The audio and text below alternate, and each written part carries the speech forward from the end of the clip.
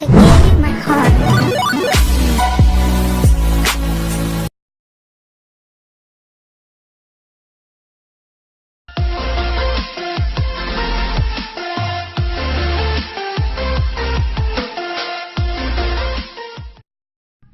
Hi guys! Welcome to my YouTube channel. So for today, we're going to discuss this item that I have here in front of you.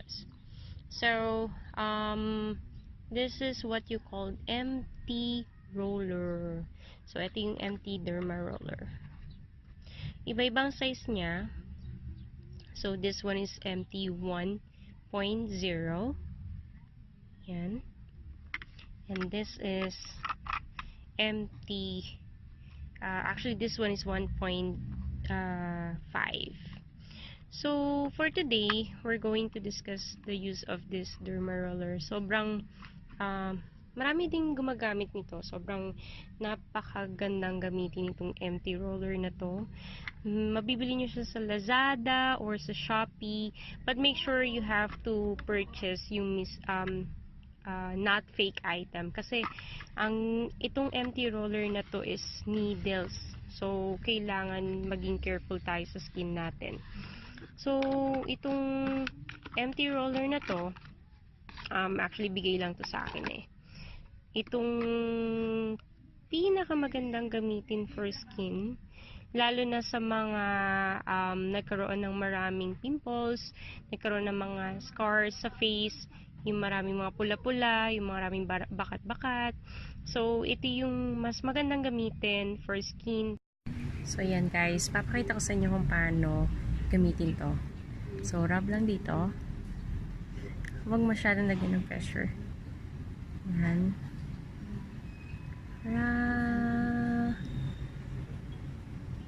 Ito yung 1.0. So, yan lang. So, meron akong pimples dito. Hindi siya pwedeng i-rub. So, dapat lang doon sa mga parts na wala ng pimple para mas ma-lighten yung scar.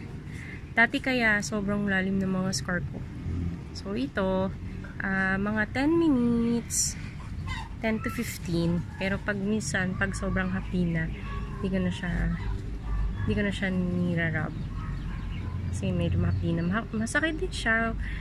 Pero kaya nga, huwag niyo masyadong didiinan. Yung tama lang. Yan. Kailangan ang smile.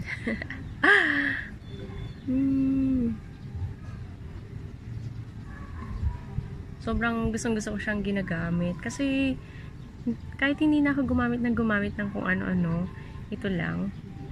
Nakatanggal siya ng pimples Tapos nilalagyan ko na lang siya ng ice after this. Maganda kayang gamitin yung mga ice. Angelica pa na panganiban. Ang kinis na mukha niya. Dati in-interview siya ni Chris Aquino. Yun ang ginamit niya.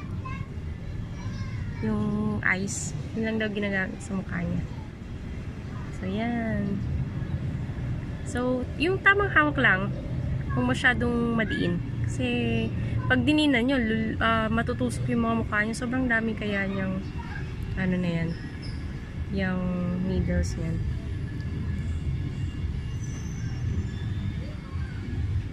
Rub lang.